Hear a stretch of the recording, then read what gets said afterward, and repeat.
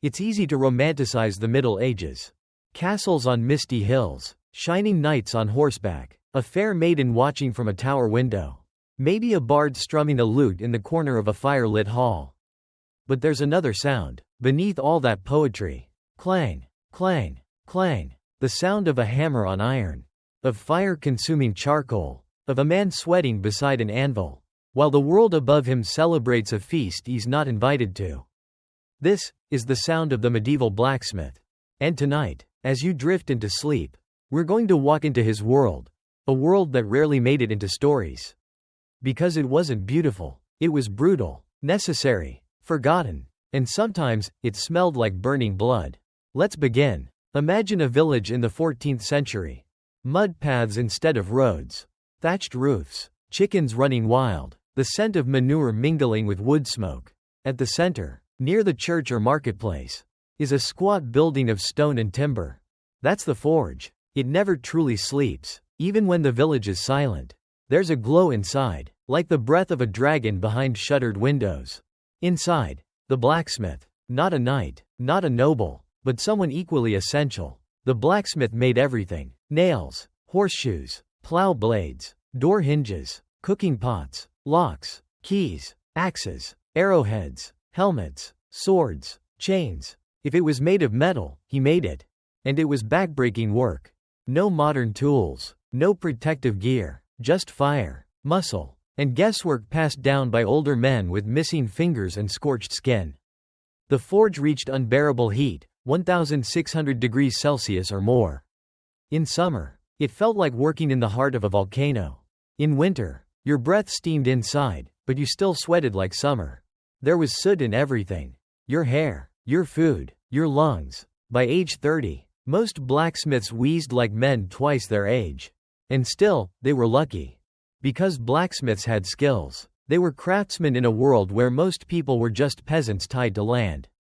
A blacksmith wasn't free, but he wasn't quite a serf either. He had value.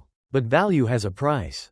If a noble's sword broke in battle, guess who was blamed? If a wheel shattered during harvest, or a gate lock failed before a raid, who was summoned? If your forge burned too hot and damaged the village well, who paid? The blacksmith. They were both respected and feared. Why feared? Because they played with fire, with metal, with transformation. To the superstitious medieval mind, that looked a lot like magic. And indeed, many blacksmiths were rumored to be sorcerers. Some were even accused of dealing with the devil. There are stories, quiet ones, told in taverns, of blacksmiths who could fix swords faster than they should. Or shape a horseshoe that never wore down. Or whisper a curse into iron. And when plagues came, when crops failed, guess who became the scapegoat? The man who spent all day beside the fire. But let's not paint every forge in darkness. Some blacksmiths thrived. In cities like Florence, Paris, London, the guilds gave them protection, structure, hierarchy. You started as an apprentice. Around age 10, you learned the basics, stoking the fire, shaping scrap, understanding the ring of good iron. Then came journeyman years, traveling, working for masters in other towns, building your skills. And if you were lucky and clever, you became a master. Opened your own forge, took on apprentices of your own. But it wasn't just about swinging a hammer. A blacksmith had to understand chemistry, without knowing the word for it. How different coals burned, which ores gave stronger iron, how to quench a blade in brine instead of water for a sharper edge. Sometimes, how to mix animal blood into the forge for a secret finish. Yes, really, it wasn't science yet. It was craft, alchemy, instinct, and every mistake cost something. Too cold, and the iron cracks. Too hot, and it warps. Too hard a strike, and you ruin a day's work. One wrong moment, and weeks of labor turned to scrap. And yet, they kept going. Because someone had to. Because without blacksmiths, the knight had no sword. The farmer had no plow. The door had no lock. The horse had no shoe. They were the spine of medieval life. Bent, scarred, burning, and most of the time, nameless. You won't find many statues of blacksmiths. But you can feel their ghosts in every old village road. Every ancient weapon hung in a museum. Clang, clang, clang. Their story never really ends. And tonight, as you fall deeper into sleep, Their rhythm continues, slow, steady, ancient. The sound of metal being shaped, of history being forged, one hammer blow at a time. Now the fire is hotter. Not just in the forge, but in the world. Because the Middle Ages weren't just mud and markets. They were war. Endless war. And in war, the blacksmith becomes something else. Not just a craftsman, a supplier, a servant, a tool. You see, when a king prepared for battle, he didn't just need soldiers. He needed steel. Thousands of swords, armor, arrowheads, horseshoes, shield fittings, siege hooks, chains, nails, all forged, by hand, by someone like you. And if you were a village blacksmith, that meant weeks, months, of brutal, urgent labor, under pressure, under threat. If your work was slow, or poor, or late, someone could die. Or worse, a noble might blame you for a lost battle. And back then, you couldn't file a complaint. You could only kneel, or run. But there was nowhere to run. Because blacksmiths were rare, precious, and kings didn't let precious things disappear.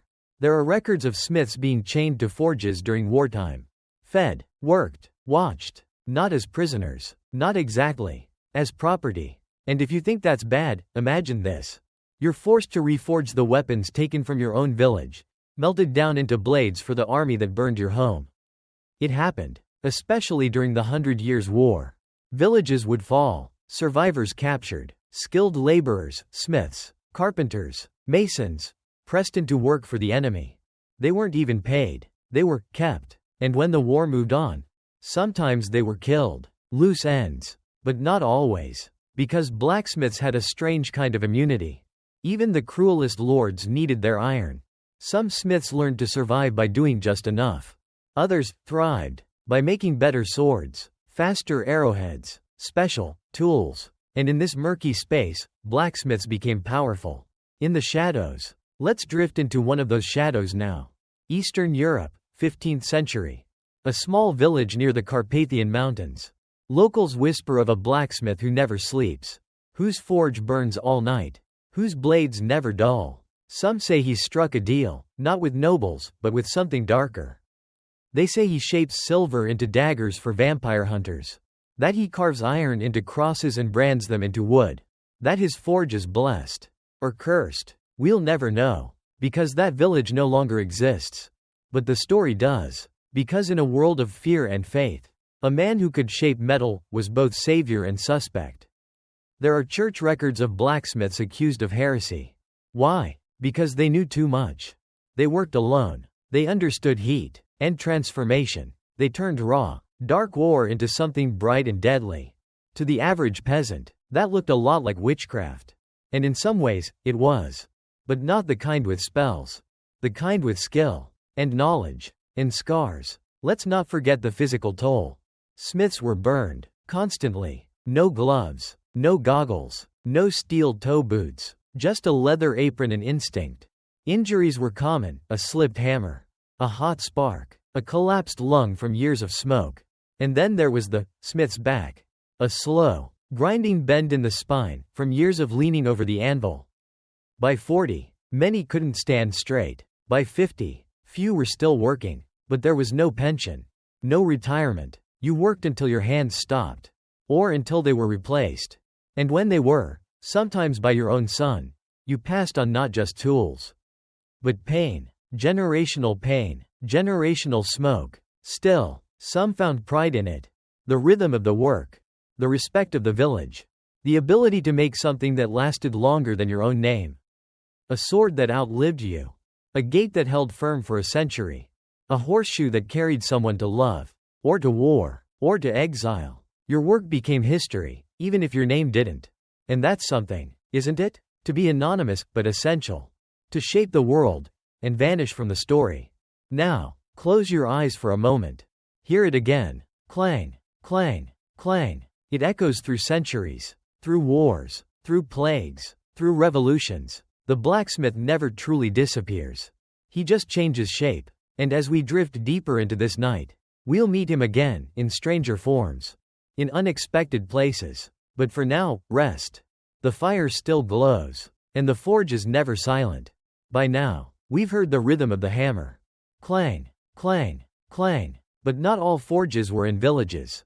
Some were inside stone walls, behind prayers, cloaked in silence, surrounded by scripture. Yes, monasteries. In the quiet halls of devotion, monks sang and hammered. Because not all monks copied manuscripts.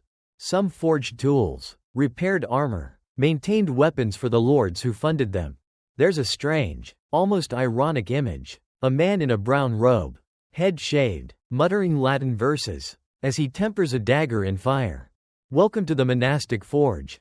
You see, monasteries in the High Middle Ages weren't just holy places.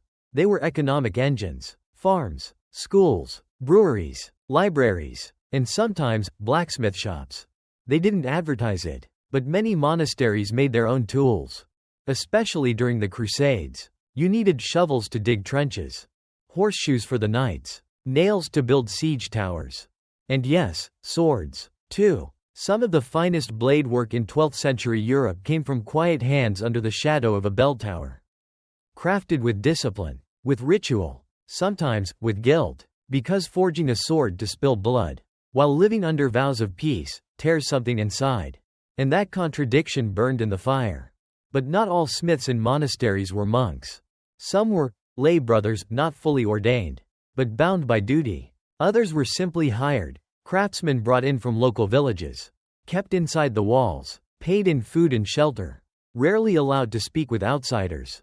In some abbeys, the forge was hidden, a separate wing, closed doors, strange sounds at night. There were rumors that certain monasteries forged not just weapons, but symbols, keys, seals, rings, objects for secret ceremonies. The church denies it, of course, but there are records, broken pieces of iron found in catacombs, shaped like no known relic, charred parchment with diagrams, and then there's the case of the Black Forge of Avignon.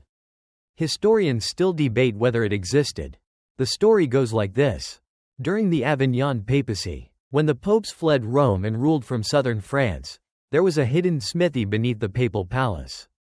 There, under guard, a team of blacksmiths crafted tools not for battle but for control. Iron locks for prison doors no one knew existed. Branded keys for vaults that held more than gold. And most chilling, a device said to be a truth wheel. Made of silver and steel. Fitted with chains. Used in silence. No drawings survive. But there's a room in the palace. Still sealed. No windows. Just scorched stone. Some say that's where the wheel was used. True or not, it tells us something. That blacksmiths were not just village workers. They were wherever metal was needed. And metal was needed, everywhere. Now, drift a little further. Renaissance Italy. Florence. Venice. Rome. The world is changing. Trade is booming. Ideas are awakening. But still, behind every gilded palace and painting, there is iron. And someone to shape it. But now, something is different. Some blacksmiths are no longer just workers. They are artists. The line between forge and studio begins to blur. Blades are engraved. Armor is sculpted like sculpture. A sword isn't just a tool. It's a statement. The Medici, the Sforza, even the Vatican, all commission weapons not just for war, but for beauty. But beneath that shine, the same burns. The same heat, the same pain, and worse, the secrecy. Because some of these Renaissance smiths don't just work for nobles.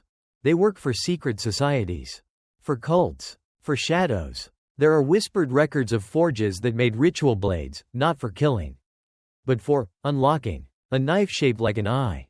A key that only works when heated red hot. An iron cross, with a hidden hinge. These objects never appear in inventories. But we know they existed. Because they were passed down. Some ended in museums, misidentified. Some vanished into private vaults. And some, maybe, are still hidden behind chapel walls. Still warm. Still humming. But let's come back to earth for a moment. Because whether in a monastery or a merchant city, the life of the smith did not get easier. In fact, it became more dangerous. With new metals came new risks. Mercury, lead, zinc, toxic fumes filled the forges. Skin blistered, teeth rotted, eyes failed. And yet, no one stopped. Because the world demanded more. More locks, more hinges, more swords, more secrets. The fire was always hungry. And the blacksmith always fed it. Sometimes with iron. sometimes with himself. So as you rest now, picture this: a silent hall, stone walls, a hooded figure bent over a bench. He is not praying, he is shaping. The world outside is chaos. But inside this forge, there is focus. A rhythm. Clang, clang, clang. And no one knows what he's making. Only that it will last. And that it will change something. Maybe history. Maybe just one life. Maybe yours. Sleep now. There's more iron to uncover. The forge has gone quiet for now. The fire still flickers, but outside, another world waits. A darker one. Not of fire and steel, but of filth. Let's go there. Down the alleys, past the butcher's stalls, past the rats, and down again, into the tunnels. Because here is where the real work happens. Where a different kind of laborer begins his night. Meet the gong farmer. Yes, that's what they were called. Gong, an old English word for waste. Human waste. And the farmer. That was just irony. Because these men didn't grow crops. They dug out poop. Literally. From the cesspits beneath castles, manors, and city houses. They worked only at night, not because it was safer, but because it was less shameful. No one wanted to see them. No one wanted to smell them. They were ghosts of the sewers. Essential, but invisible. Their job? Climb down into pits filled with centuries of human excrement. With a shovel, a bucket, and sometimes just their hands. They dug, scooped, hauled, hour after hour. The waste was piled into carts, then taken outside the city walls. Sometimes it was dumped, sometimes sold as fertilizer, and sometimes just buried. But that was only part of the horror. You see, these pits weren't stable. The wooden floors above could collapse. The walls could cave in. There are reports of gong farmers drowning in human waste, suffocated, crushed, never found. One slip, one bad breath, one cracked plank, gone. And even if you survived the shift, the smell never left you. It seeped into your skin, your clothes, your soul. People crossed the street to avoid you. No one shook your hand. Children ran. Some cities passed laws that gong farmers couldn't live within the town even though they worked beneath it. They were banned from taverns, from churches. They were the cleaners of sin, but treated as the sin itself. And yet, they were paid. Well, better than most. A good gong farmer could earn more than a skilled carpenter. Because no one else wanted the job. And the lords knew, if the cesspits overflowed, disease followed. Typhoid, dysentery, cholera, all began with filth. And so the gong farmers were tolerated. Barely. Some were even protected. There are records of castles keeping them on staff, in secret. Fed separately. Paid in coin and cloth. A strange kind of respect. Respect for necessity. But there was another danger. One they never expected. Gas. Because when waste builds up for years, it produces methane. Highly flammable. There were cases, rare, but real, of torchlight igniting sewer gas. Explosions beneath cities. And at least once, a gong farmer was blown out of a pit. Alive. But burned. Forever. Now breathe. Can you smell it? The damp, the rot, the invisible fog of centuries. This was their world. And they weren't alone. In the same shadows worked the tanners.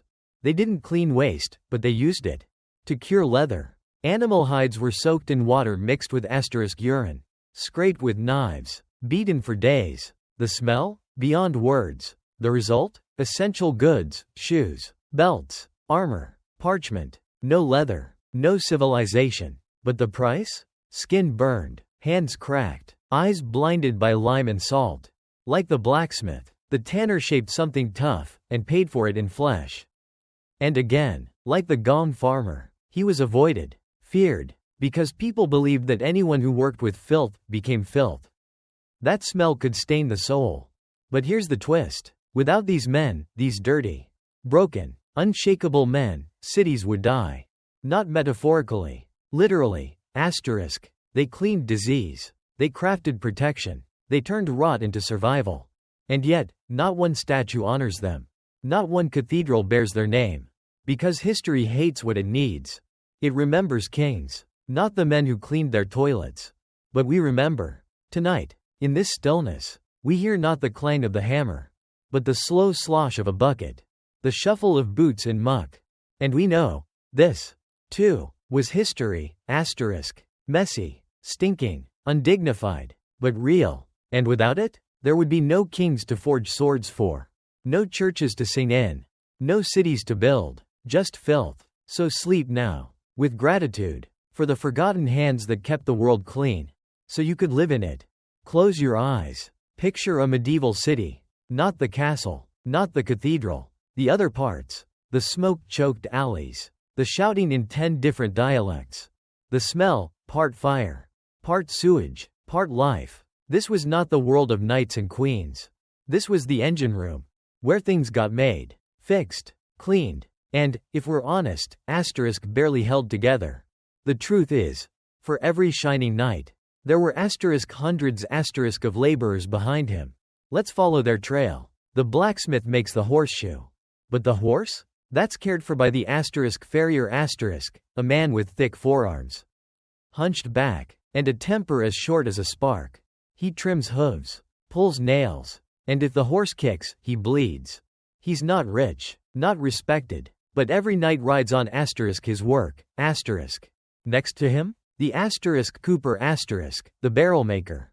Because without barrels, there's no storage, no wine, no grain, no salted meat. He shapes wood with iron hoops. And if one stave slips, the barrel leaks, the grain spoils, the town starves. No pressure, right? Farther down the lane, in a low, sour-smelling shop, works the tallow chandler. He makes candles, from animal fat. He renders it in great boiling vats.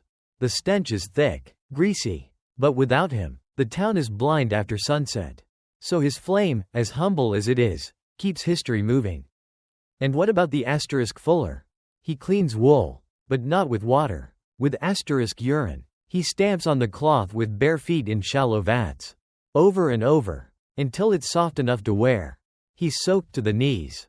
Reeks like a latrine. But every lord's cloak began here. Each of these trades is forgotten now. We walk past their modern versions without a glance. Mechanics, janitors, sewage workers. But in the Middle Ages, they were the difference between survival and collapse, Still, they were paid the least, worked the longest, died the fastest, and were buried far from church walls. Because, you see, dirt didn't just stick to the skin. It stuck to the soul. That's what they believed. That manual labor, especially dirty labor, was spiritually dangerous.